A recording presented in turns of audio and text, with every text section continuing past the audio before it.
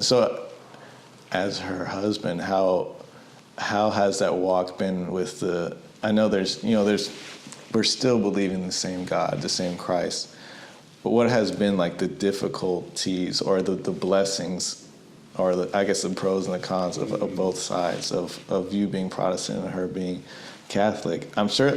I mean, that's the position I'm in right now. I'm not married yet, but I'm like, when you said that, I was like, whoa, that's crazy. I get to talk about this. And honestly, it's a blessing to be able to see so many different sides, because I remember my girlfriend, I was talking about communion in the Eucharist, and then I know when I go to Mass, I can't take, like, I'm not able to take it, and I'm like, oh man, I want to take it so bad. But that's good. But I think the Lord egged me on. The Lord egged me on to do communion for 30 days.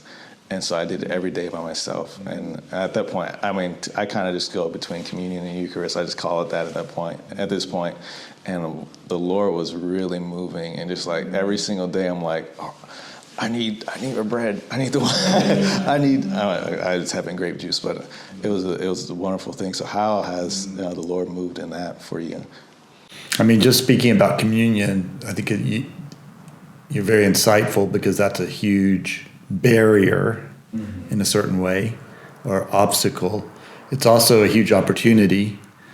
It was instituted by Christ for unity, and yet we've taken it and used it kind of to divide in certain ways, right? So for me, when I have the same experience as you, when I'm in Mass with Amy and she goes up for communion, I always go up with her, number one, because I don't want to kind of be a Protestant protesting in the back, right? Yeah. So I go up with her and I cross my arms, because that's a sign to the priest. Yeah. I'm not taking, but I receive a blessing then. The priest will bless me. I didn't know that part. I just got up there and did it. I was like, please, thank you. The priest usually blesses you. But then I always say this prayer, "Oh, for the day."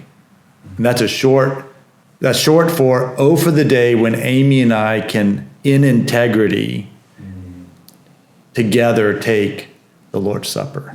And so I keep that. You mentioned that you have this desire to do it. Don't lose that, because the desire should fuel the prayer for that day when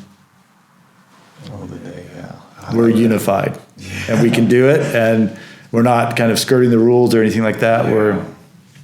We're together around the table of the Lord. That would be a great day. I'm excited for that. Amen. I'm very excited for that.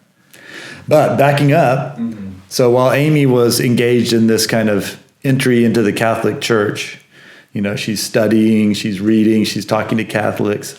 I'm just not paying much attention, because I'm in my own world of prayer and worship, and I want to start a 24/7 prayer house in Austin, and I can get fairly tunnel vision. And so one day I'm driving down the road, and all of a sudden it's like the Lord slaps me upside the head, and I realize, I think Amy wants to become Catholic. And it was just like a new thought. Yeah. Of course, if I'd been paying attention, I would have realized this a long time ago. So I went home and asked Amy, do you want to become Catholic? And so that was, it became clear that she did.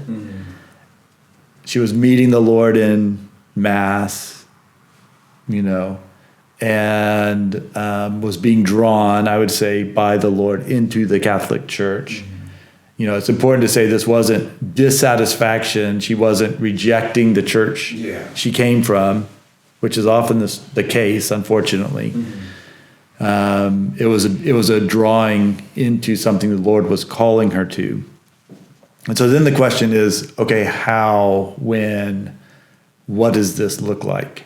And so our conversations together, for several months were just, is this possible? Has anyone ever done this before? Being the, kind of naive, our Christian world was Hope Chapel, right? Yeah. And now it's being expanded a little, but we didn't know anybody that was a Catholic Protestant marriage. And so what would it mean for our kids? What would it mean for our ministry? And so these were the questions that were kind of front and center. We talked about them, we prayed about them. And in the end, the Lord gave us peace.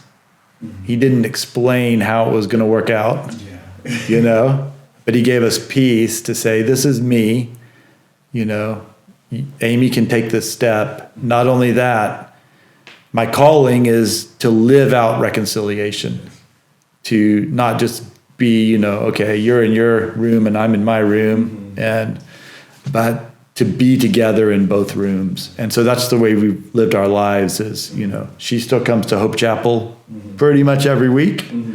And I and the kids will go with her to Mass every month or two.